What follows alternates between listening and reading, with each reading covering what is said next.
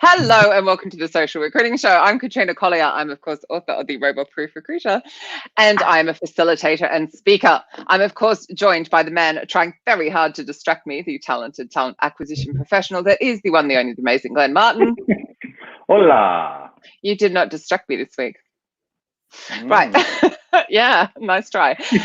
Super excited to actually, I was going to say something really wrong, like you're bursting your cherry here, but to have Sarah McKenna on the show, who is the first time she's done a webinar and she's doing it live with us. How honoured are we? Sarah runs welcome. Sarah runs her very own recruitment consultancy as well. So you're coming at it from the MD, the mum, the recruiter point of view. And I thought it'd be great to talk about what's going on with this bloody pandemic. So welcome. Awesome. Hi. Super welcome, Sarah. And before we get into the subject of the show, let's open just which is boom, boom, boom. So before we get to that bit, let's learn a little bit about you. Tell us how you got into kind of HR and recruitment and what you're doing at the moment. Well, let's start with the standard line of by accident, not a clue. Damn it. They said it would be such fun. Yeah. We'll have to start with that. So I started my career in customer service, and then after 5 years left that, and then just randomly found a job in an administration role for a small recruitment agency where I live. And it was a part of the college move up. It's the opposite of what you think. I'm so confused. No, it's the opposite. It's mirrored. It's hilarious. Every guest.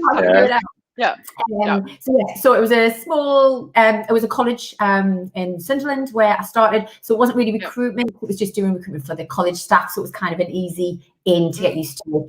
Then I went to a small agency. Then the 2008 recession hit, and I got made redundant from there.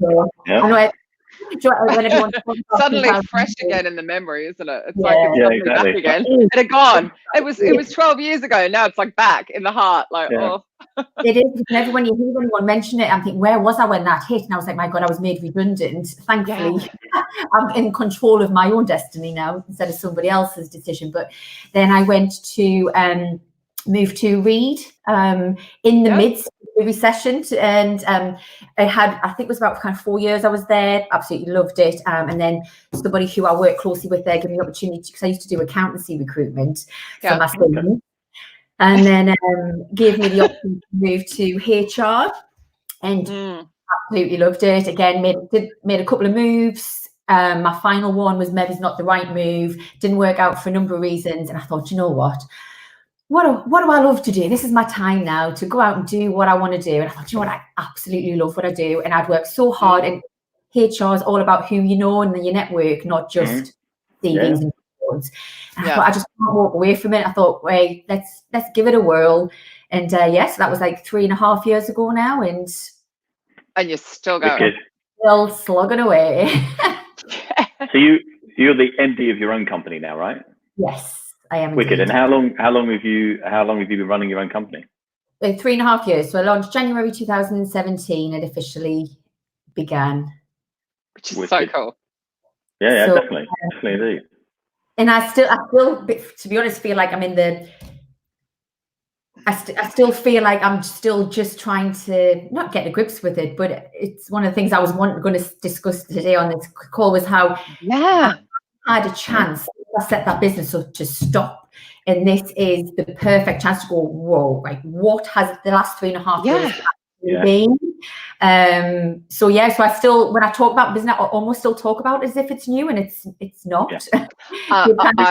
What am I at? I'm at 10.5, you're at 5, right? And I still sometimes feel like I'm just starting, and what am I doing? And because every time you change direction a bit and you do something a bit different, you're like, oh, this feels very new.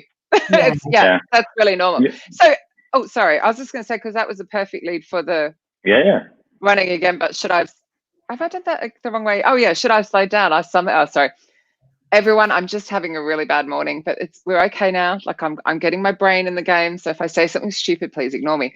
So running again, but should I have slowed down? Does make sense, because you're talking about this has forced you to stop, hasn't it, and reflect. And you're a mum, so there's a lot going on, right? Yeah, it's good and bad, hard and easy, and every day I'm waking up with a different mindset of, right, this is what it means to me now. So positives of it is, like I say, the opportunity to actually go, right, who is my business? What do I want to achieve? Do all of that stuff that I never, because as a one, I hate the term, but isn't it one man band? I've got an amazing lady who supports me when I need her, but ultimately it's just all down to me, and I love that part of my job, but it's just overwhelming on points. You can't do everything well all of the time.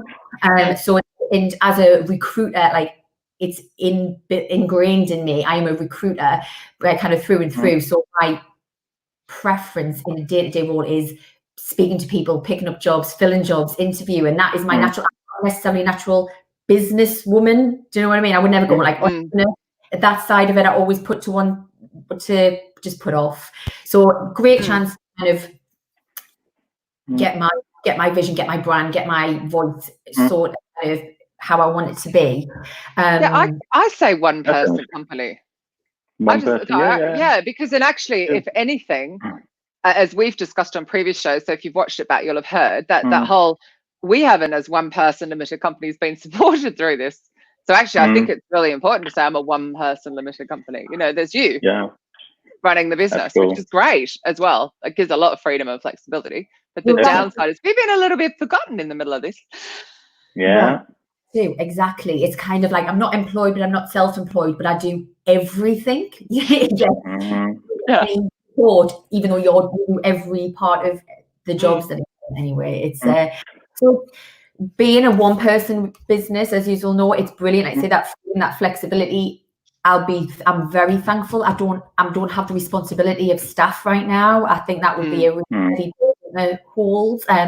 So that's a positive, that I haven't got anybody else I need to worry about. It's my finances, and I can kind of cut my costs as it needs to, so that financial profit isn't there, which is good. However, it's very, just really.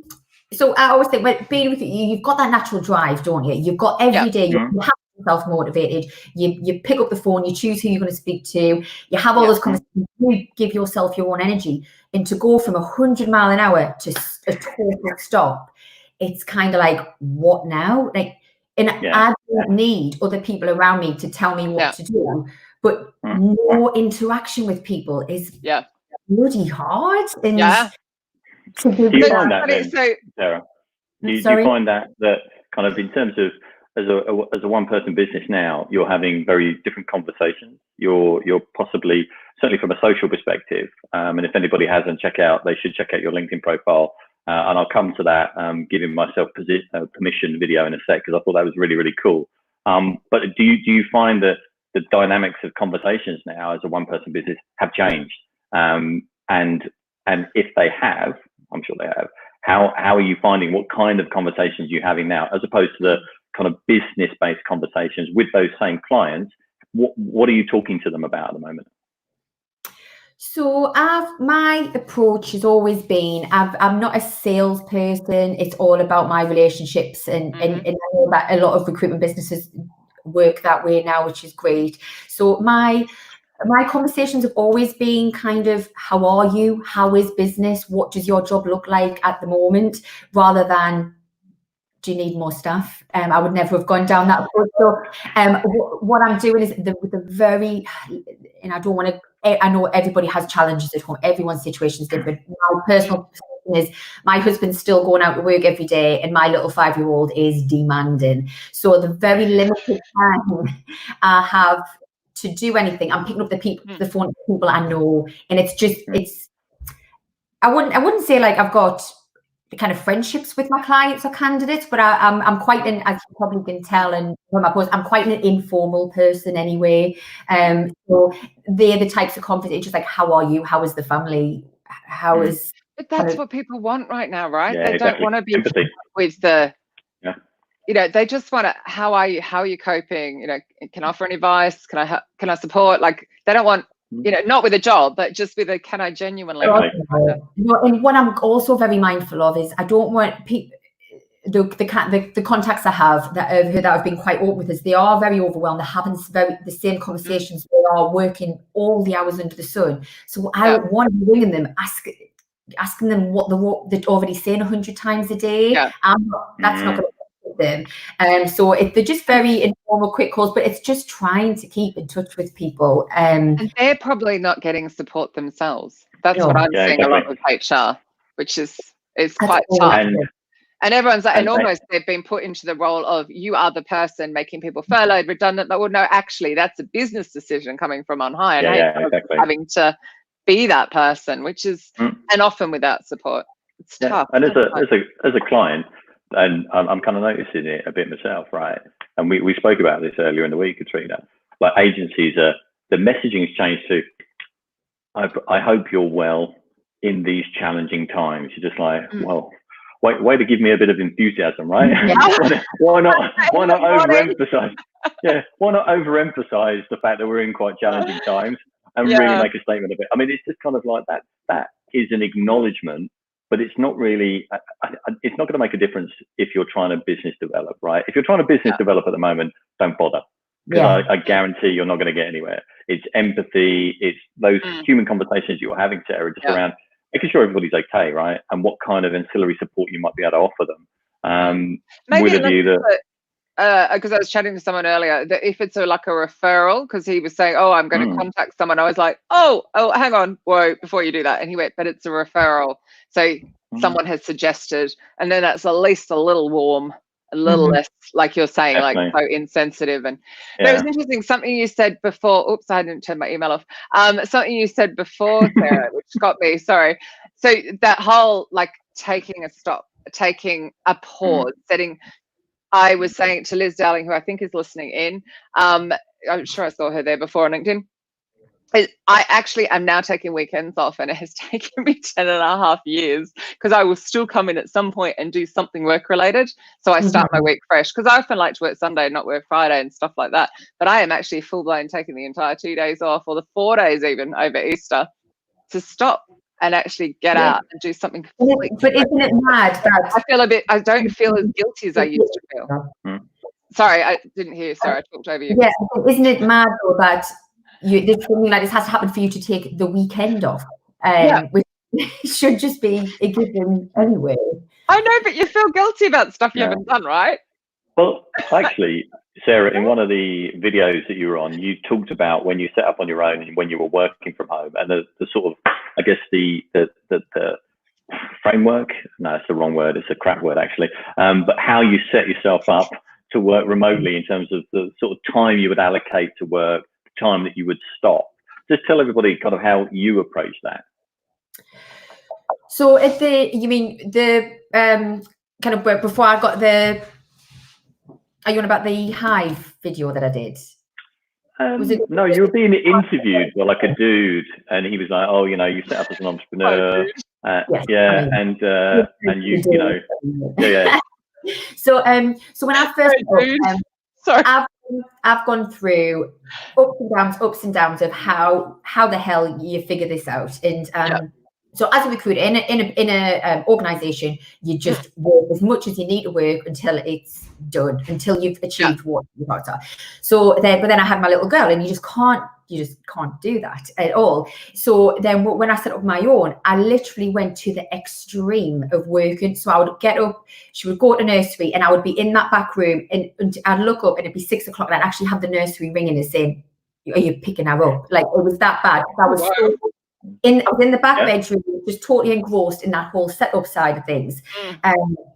But then my husband also worked away, so I'd put out of bed, and I had nobody on an evening, so I'd then go back in the room, and I'd be there till 3 o'clock in the morning, and it was ridiculous, absolutely ridiculous. So I was having a little bit of a moment. So that's when I got my office, which is my absolute haven. I'm missing it like mad. But my husband was like, so you're going to go from working on your own at home to paying rent and working on your own in an office?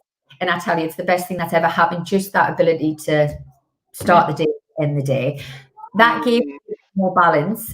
Then the last 18 months of the business has been unreal. It has just been consistent, so much kind of referral, recommendation, income in business, like so great. And then I started going back to the nothing else matters except this business. And then that didn't end well. Another mini moment. I have a lot of mini moments. That's what happens. By the way, you are doing slightly better than my previous co-host, the one, the only amazing Audra Knight, who's wearing sweatpants and eating peanut butter straight from the jar. Audra Knight. And Lee's written a lovely comment here. You should take time off every day, at least an hour or more. Of course, I do that with the dog walk, to do something unrelated like cook, learn how to play kazoo. I don't even know what that is. Paraglide, or whatever tickles your fancy. Yeah. Cool. Oh, there's another one. Sorry. Fifi McBee. I'm not allowed to call you that out loud, am I? It's so important to take pauses in our work and give our bodies and minds the ability to switch from fight or flight mode into that rest and restore mode. We can't keep running on full speed. Something will eventually make us stop. So us making the choice to do it is a lot healthier. Which agrees with what you just said, Sarah. And the reason I asked that question, Sarah, is because I think obviously with everybody working from home at the moment, some people might be struggling with putting that kind of, I guess, setting that timetable for themselves. So knowing that, one, everybody else has kind of struggled with that a little bit. You know, you do get absorbed into your work, and totally, you know, I'm the same. You come down, you know, little coffee in your hand with it. Oh, let's just look at the emails type thing. 2 hours later, you haven't showered. You know what I mean? And you're just plodding away on the keyboard. So it happens to all of us, right? But it's definitely having that structure. And like I said on that video, I do feel for people who've never worked in this way before, because it is hard. I don't have an office anymore. That room was taken up, so I'm sat in the middle of the open family room, Play-Doh surrounding us and paint and stuff. And it's hang on, what's behind your shoulder as well? That looked really cute before you came on. No, the other way. That's cute. Whatever that is, that's cute. We've got a happy boy. So it is difficult, and having that schedule. This is when I start. This is when I finish. When I take the break. You have to do it. There's just no other way around it. But again, I think people who work for recruitment businesses, they probably feel they need to prove that they're working the time that they should be working.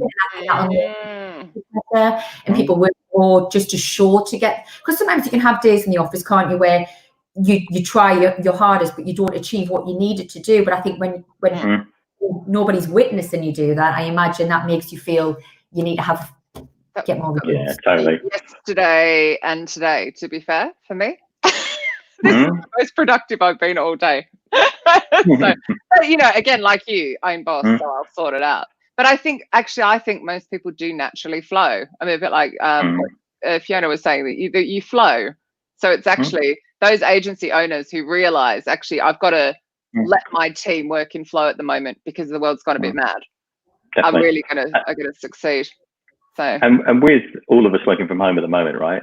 So there seems to be obviously an increase in social media activity, and it might be a time for certain kind of agencies to think about, well, actually, what is our kind of social presence look like? You know, because obviously they want to keep that visibility for their clients, etc. So it kind of segues into my question around what you know, I'll call it your kind of give myself permission video, which hit 45,000 views, I think it was, something along those lines. So that's not bad. That'll do as a starter. But what I mean, we need to be doing more of those, Glenn. How are we not hitting 45,000? Well, we're just going to obviously we'll get Sarah on them. I need to be blogged. Just piggyback off it. Verbal diarrhea, and it'll be fine. But I was curious as to what was the catalyst behind you putting yourself really out there on kind of social media, because you know as well as I do, right? That could go exceptionally well, or it could completely backfire. And from a one-person brand perspective, you've got to be there's intuitively you must have known that would resonate. So kind of tell us what was the kind of catalyst behind that? Working on your own, and it's your business, your brand, your reputation. You're putting yourself out there, and I do everything. I do everything I should be doing. I'm not. I know I try my best in everything I do, and I just had a phase where I don't know. I think I had a phase where I wasn't filling jobs. I was hearing. I had heard a few negative bits that had been said about me. Not anything when you look at it, but you know when everything kind of feels to come at you at once. Yeah. And I just worried that people had an opinion of me. I thought my business is built on me and how my customer service, my jobs, and being a genuine person. And I just had this moment where I was really panicked. I'm going to be honest, that I was panicked. I thought, are people not seeing me for who I am, and that I am a genuine person, just trying to do a really good job. So for those that haven't seen the video, what was in the video? Because I'm just thinking some people listening won't have seen it. Well, basically, it was a Friday. I'd had another bit of a dint to the shit week. To the ego. It was a shit week, really shit week. Yeah. And I was like, this is really hard doing this on your own when you put everything of you in it, and I do. Yeah, it's your baby. It is, and again, this has got nothing. This is nobody else's issue except mine. But like I say, the times when all it was the business. My family life was really like kind of affected by it, and I was thinking, do you know what? I put everything to jeopardize everything for this.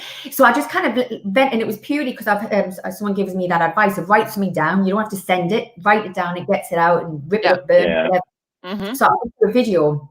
And then I watched it back and I thought, I'm going to post it. Then I was like, no, exactly what you said, Glenn. I thought, this will blow. People don't need to see this side. And then it was the weekend. So basically the video was me kind of saying, look, I've had a really bad week. I've made some mistakes. I'm sorry for these mistakes, but I'm allowed to feel this way. Absolutely. If anybody else is feeling having a crap day, everybody does. And that's all it was. Because I think at that time I almost needed someone to tell me, do you know what? This is the normal life in business and recruitment. Like, and that's, do you know what that's what I'm hearing, Sarah. I'm hearing, Sarah needs to talk to me more. Sarah needs to, I have Glenn, right? Glenn and I talk. I've got Claire, I've got Louise, like Claire Bush, Louise Triance, Liz, Darling, who I know is listening in. Actually, Liz Nevitt's been part of it of late. She's also listening in. That the support network, Audra, there's tons of people like that I go to when I'm having that shit week, who are also like one-person companies potentially who can pull me up or can listen or can, like, I think that's really important as well. But I love that you were so brave to share that because there's so many people. I applaud you on that. That was awesome. I went to post it. I was like, no, this is not what people want to see. I'm like, this isn't the professional image that I portray and all this stuff. Yeah. Anyway, it was the weekend, the sad news about Caroline Flack. And I think it got everybody I know was kind of really affected. Like, you know, people can seem okay and not be okay. And I'm not saying I was in that position, but I thought, do you know, if somebody is having a crap day, it might help. It might not, but it might. And so I just thought, and posting it. And yes, it got a lot of interest. Again, I just heard a bit on the grapevine that people maybe have thought, oh, maybe I shouldn't have done it. And that stuck with us more than people who've gone, good for you. Sarah, Sarah, it is like this. 1/3 of people adore you. 1/3 of people think you're all right. And the other third can't stand you. Just work with 1/3. Literally, so, I go through my life going, I'm Vegemite. Like, you love me or hate me. There's no. So, but normally it's a third. So, and by the way, Steve Usher is waving at you. He is one of those adore cats, right? Beautiful man. Love you. Scott Smith as well. Yeah. You got yours on yours. Yeah. Great to see sharing your story, Sarah, and representing the Northeast. So, it's kind of.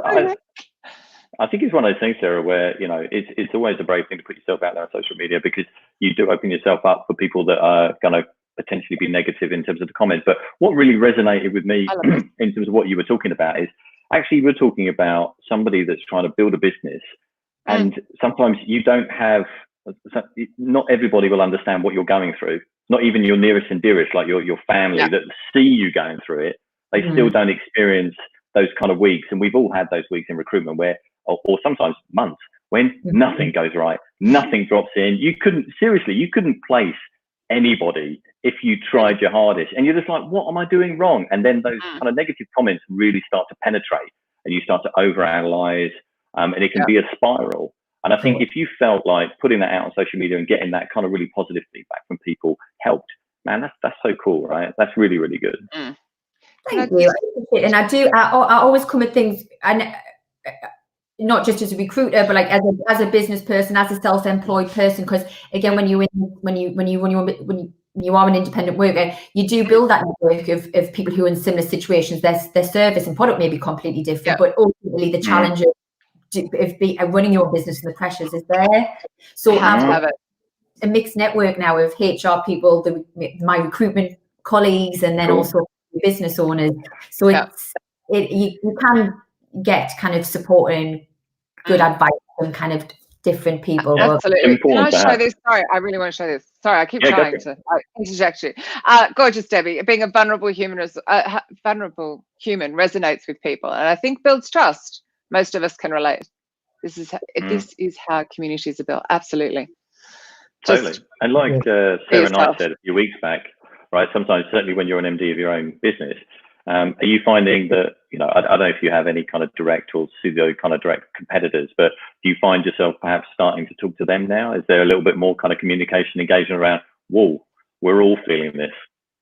So I've got some really great members of my network who run their own recruitment businesses, different industries. So construction, executive search. I do speak to a couple of people who I have worked with previously in other organisations. So yes, and my direct competitors, no.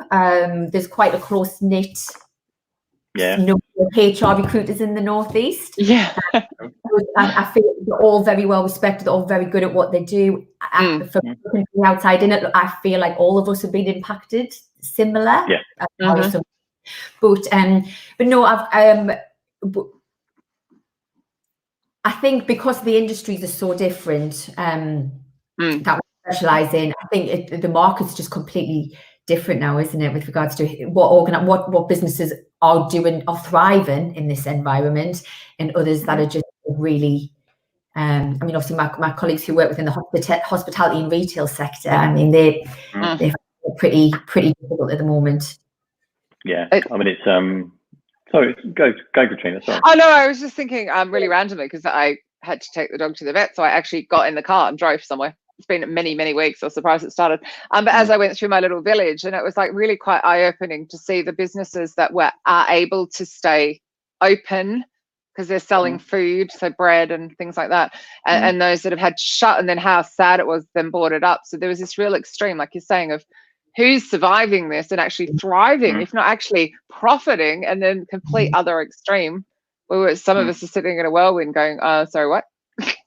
But it's it is really interesting. You could never have predicted which way it was going to go. No way. I was just going to say, Sarah, what are you kind of, I assume, well, certainly like all of us, we've got a bit of time on our hands now, or maybe a little bit more time than we usually would. What kind of things are you doing to maybe just kind of get yourself ready for whatever there is post-COVID, kind of training, what sort of activities are you getting up to? So this is my biggest frustration at the moment. I kind of hinted this to kind of Katrina the other day, that there's so much time, there's so much opportunity, there's so much that can be done. Realistically, with my family situation, I just can't get hardly anything achieved during the week, and that's the absolute honest truth. So what I'm finding is, I'm going out for a run, and I listen to these great this recruitment podcast, and I listen to every time I go out for a run, and the people on there are giving their opinions and great advice and what have you, and I come back really motivated, and like, this is the time to go. I need to be doing this, I need to be doing that. In comes the 5-year-old. That idea. So I'm trying. So, and I said at the beginning when this all happened, I'll be honest, I was probably a bit naive and thought this is going to be short-lived. It's going to maybe brilliant, a month, not a month off, but like maybe it's a month, 6 maximum. And that's not the reality anymore. Well, Sarah, so it's, I don't think you're alone on that one. No, I think it's caught a lot of people. They're thinking, like a month, and now the reality is. Yeah, this is going to be June. I think this is where it's especially hard as well. You see, actually, gorgeous Gemma. I'm having a mental blank on Gemma's surname, but anyway, HR Jam on Twitter, and she retweeted this thing, and it's the bullshit of learn this, and you come out of this with a new skill, a new language, a new hobby, and like. Well, you might do if you're my beloved neighbours, who I may mention on every show, who are beautifully furloughed, who have nothing to do but destroy the plants in the garden. And but they don't, right? their furlough compared to what other people are going through is so different. So some of us have absolutely no time. You are one of those classic cases of you have no time. So a post like that that's saying you should come out with new skills is absolute BS. Those who literally do have tons and tons of time should absolutely be taking on every bit of free training out there. But sorry, Glenn, I always have to get the little dig in. It's not like they're watching the show. Right. You never know. They're too busy drinking wine in their garden in the sunshine. Right. I'm not jealous at all. It's kind of when you're not working, you feel like you should. And when you are, it's kind of like I should be doing other things. Because I think somebody I know posted something the other day and said, what have you learned from this? And she said, oh, well, when you're at work, you don't think about the kids. And when you're with the kids, you don't think about work. And it's the same thing. It's so crossed over. I can't do one thing because of the other well. So the plan is this week, I'll be honest, with the extension of the lockdown, it really hit home that we are in it. And there's no, let's just try and ride this out and figure it out. It's like, right, I need a plan. I need a sensible one. So it's my new, the weekend, I hope it's not sunny because my weekend is spent doing all of the stuff I don't get a chance to do in the week. So I'm trying to get a new business, a new work schedule for Monday, being realistic. To be fair, and this is one thing I never do, I never acknowledge myself for what I have done. And I have been holding webinars with a great speaker that we're going to run an event. So I've been doing on that, and that's been on kind of health and well-being. So, the stuff that will hopefully help people. And just 45 minutes you're giving us right now will help people. And you actually have some empathy coming in from gorgeous Sue. Hi, Sue. I don't know if you've ever watched our show. I feel very honoured. Juggling work with my daughter is hard. I'm lucky my husband can help. Oh, is it 1 o'clock yet? Sue has a very young one as well and runs a successful business. So, and another Disrupt speaker as well. Yeah. Sorry. I think it's also, I was just going to say, it's difficult not to, certainly when you're an independent business person, right? It's difficult not to put that pressure on yourself. Because that's part of what drives you to continue to work and do things. So you work the longer hours, you put more effort in. So there's that kind of little nagging voice in the back of your head that says you should be doing something.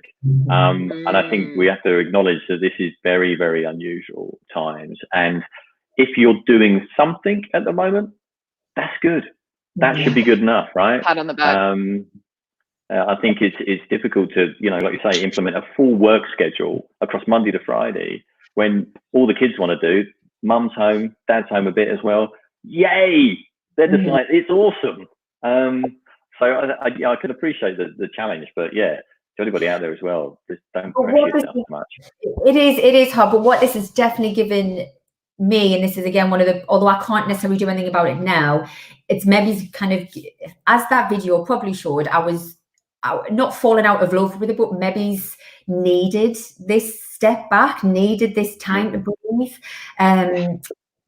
just for my own self, just to kind of gather my thoughts. So although I can't necessarily put anything into action now, it's definitely time to really kind of evaluate say what I want to do as and when that time's available, and the fact that I do love what I do, and I miss everything about the job.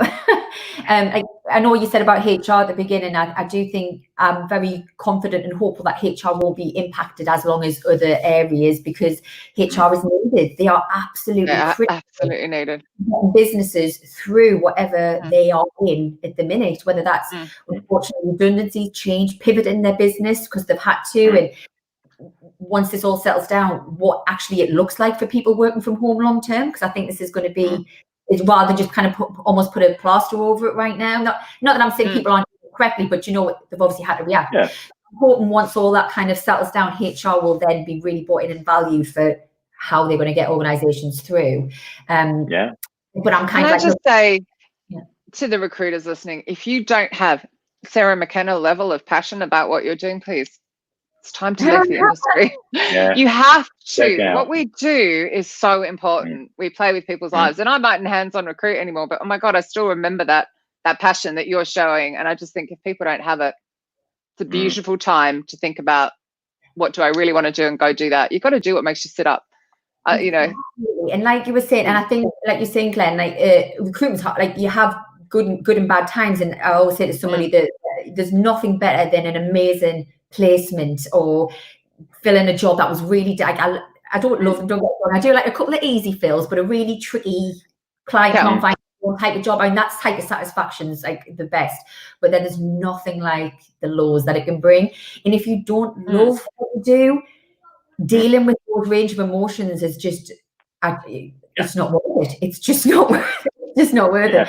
No matter how good you are, no matter how good your network is, how much you put in, you're going to have times when it doesn't go, because you can't control people. You can only advise. No. That is true. It's not like when you're selling the book or something and the book is going. No, that human can say no. Damn them. My book still hasn't been delivered. It was meant to be here 2 years ago. Horrifying. It's not like you have any time to read it anyway.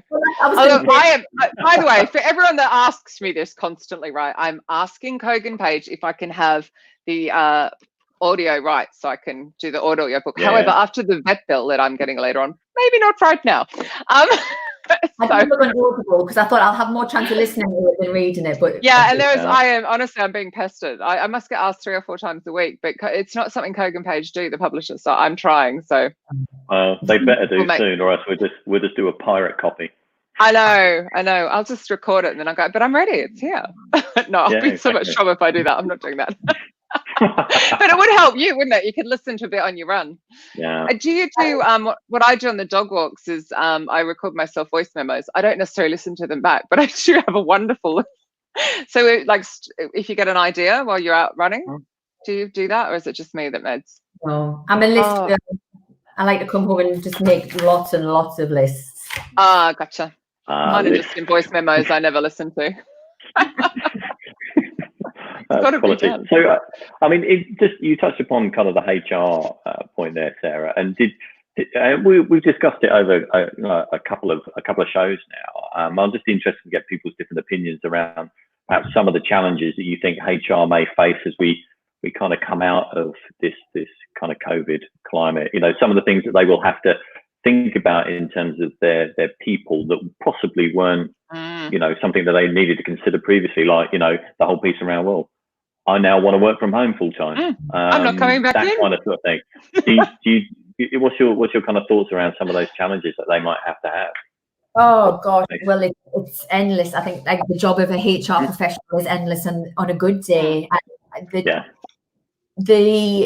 think dealing with the people is, I mean, engagement, well-being, and always has been obviously a huge part of the agenda for a while now. But even more so, like with people coming back, everybody's reality is going to be different. Whether that's financial, they've lost somebody, the relationships broke. But you know what? There's every single person is going to have something that's not that. They're not going to come back to work and be kind of like, right, day one, it's back, brilliant, it's over. No, and people are going to be struggling with that.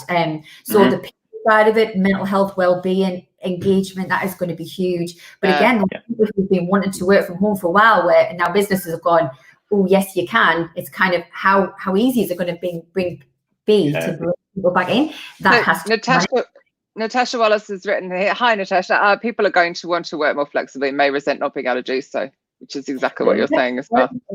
It's going to have to be offered. I know not across the board can it in every sector, but majority of organisations I know are working from home. I think unfortunately restructures, kind of roles furloughed, and now maybe organisations realising that do they need that? Do they need to have people multi-skilled? Training, looking at businesses, although businesses may not be in a position to recruit, this is the time when there's going to be a lot of talent on the market. So it's kind of like reviewing their talent proposition. There's just I don't think one part of the business that HR isn't going to need to be involved. Sorry, making a random one from just what you just said, because my head went different directions in far of great time to pick up some new people that are good if you want to swap some people out. But also something interesting that Bridget Hunt, my gorgeous friend, said, if you are furloughed, I would be making yourself indispensable to that company. Now, you may not technically be able to work, but I'm sure that there's a lot of things that you could do to prove that you really want to stay there, to make sure that you are picked up on the next round rather than go the redundancy route. It was such a good thing. I just thought I'd throw that in there for no particular reason. Sorry. Employee furloughed now, I would be utilising it, because obviously you can still train, can't you? Yeah. What I would be investing whatever time you had. I wouldn't just be. I can imagine it's very nice just to be getting paid in 80% in your garden, but realistically, this the opportunity to not have any responsibility but still be involved in the business that way. I think it's a huge opportunity for people. Definitely. Oh, Lee's written something really good. I'm going back a bit, sorry, but this is so cool. Okay. You can't control people. Going back to we're selling people, not that I just said that out loud, because that would be wrong, wouldn't it? But you can support people being honest with themselves and setting the context yourself by being honest and authentic with them. If they don't know what's true for you, then how can they tell you what's true for them? Ooh, thought-provoking. I do wish Lee would come out of the comments and onto the screen. Subtle hint, Lee. Subtle hint. Subtle hint. Right, I think there are no more comments. Wow, how does this go so fast? We have 5 minutes left. Yeah. And you were stressed, Sarah. I told you this would be a fun chat. Well, you're doing some more kind of webinar-based stuff. I noticed you're doing some stuff on, like you said, mental health and well-being. Sarah, could just kind of give us a bit of an overview on that and where people can catch it, where they can see it when the next one's coming up. So my part of my business has always been HR networking events. I've always done it. I always have great speakers, a number of different topics that can be kind of from 10 people round table, or kind of more employment updates. So this was the first one we've done online, in which, to be fair, we've got a lot of interest. So again, moving from this, I think online stuff mixed with that face-to-face is definitely something I would never have, because I think bringing people in a room together, I think they get a good conversation, but then this is easier for people. So that was on the psychological safety of your employees. So the next one, I'll be honest, I thought everyone would look like they were going to have death by Zoom over the last couple of weeks. So I am letting people off. So I'm going to take it to blue jeans, just to use a different bit of technology. No kidding. So we're going to do it on a WhatsApp. No. I think a lot of people were wanting to, because everything's changing so much. I thought the next one will probably hold at the end of May time, and maybe be a bit more on the legalities and because I imagine by then there'll maybe be something a bit more concrete about what is next. Hopefully, anyway. Because everyone I'm talking to, and I'd love your thought on this, thinks it's going to be around June that we start, like in the middle somewhere, because that's 3 months, right? It is. This week, I've been on a number of webinars. I've had a number of calls, and it's surprising how many businesses are already starting this week and next to do a phased return. Obviously, it's very different. It's not going to be full service, but they're starting to get people back in just to test how it works. So that makes me feel very confident that we are, certainly with the whole kind of virus, not through that part of it, but businesses, I think we need to start making small steps, which is good. So yes, I think June. I honestly think June seems very realistic right now, which will be good. Yeah. Oh, Fifi McBee's back again with another good comment. I think it's important for organisations, HR included, to trust their people, that the people know what they need. So someone feels they're more productive working from home, then trust them in that. Yeah, trust is going to be a key thing, right? Yeah. So we're tracking towards the end. So where can people? I know, how'd that happen? What are your handles, Sarah? I mean, obviously they can find you on LinkedIn, and I would encourage everybody to check out the Give Yourself Permission video. I think that's a really, really, really cool one. But where else can we find you? Well, I'm predominantly on LinkedIn. That's where I am. On Twitter, but that's something I still need to get. That's what I'll use with my lockdown time. Get that on Twitter. Don't worry, I'll struggle with Twitter as well, Sarah. I'd go with Instagram. I love-hate relationship with that platform. Well, someone said Instagram before, Katrina, but how you make recruitment Instagrammable, I just don't know. You don't. You just be you. Just be you, because people will follow you. So my clients follow me, and I follow my clients, and then I know all this stuff about them that I'd never know if it was just on LinkedIn or Twitter. And that helps. Don't raise your eyebrow like that, Glenn. Keep it clean. Right. You mean stuff like I learn their hobbies, so I know they run, or I know they've got kids, I know they've got horses, whatever it is, right? And I have so many conversations on Instagram. I love it. It's a more human connection, isn't it? Because it's people to people then. So it's less about the business, less about the profession to a degree. It's just about, hey, Katrina, she's got a couple of dogs and, you know, da, da, da. And I think it creates a very different narrative for, you know, and helps with a very different type of conversation when you kind of meet other people. So HR is all about people and who they are as a person and what their values are and how they communicate. And you need to know that level of detail to place any. It's not about a skill set on a CV. It's about who was that person kind of down. And it's interesting because there is a very strong community of HR on Instagram, but also on Twitter. There's definitely. So yeah, like the Connecting HR Manchester, for example, like the events that run for people in HR. So it's interesting. People are where people want to be, and what's exactly what that. they like. Absolutely. I'm always on LinkedIn. If anybody is interested in the online events on my website, there's a link to networking and events they can register, and then they'll go on the mailing list. So perfect. You just saved me asking you that. And you're at Sarah McKenna HR on Twitter. So very, very complicated Twitter handle there.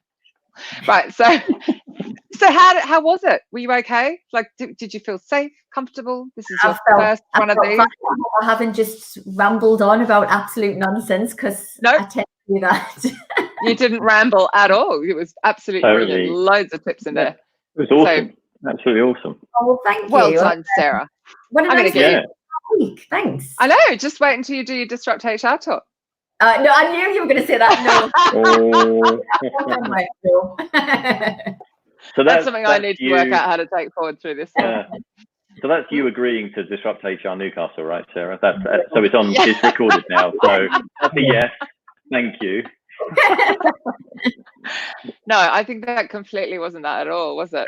I'm trying to like quickly whilst I'm I can't roll at the same time. Who's next week? I've forgotten who's next week. I'm so shit at this. Somebody amazing. Oh, poor guy's been waiting forever. Next week we have James Sinclair on, who's going to be talking about your alumni pool. It is someone awesome. Your pool of alumni people who would be a brilliant time to be keeping in touch with right now as well. 100%. You might better and tune in as well to see James's dog Bear, who's just amazing. I hope we get lots of screen time with Bear. He's like a husky dog. Sorry, James. That was a little unexpected. Right. Thank you, everybody, as ever, for your many, many questions and comments. And thank you, Sarah, as well. Thank you, joining us and not being scared. And of course, the Glenn. And we shall see you all the same time next week, which is 3 p.m. Greenwich Mean Time, British Summertime, whatever this is. It's definitely British Summertime. And 10 a.m. Eastern. So we shall see you next week. Bye, everyone. Bye. Bye.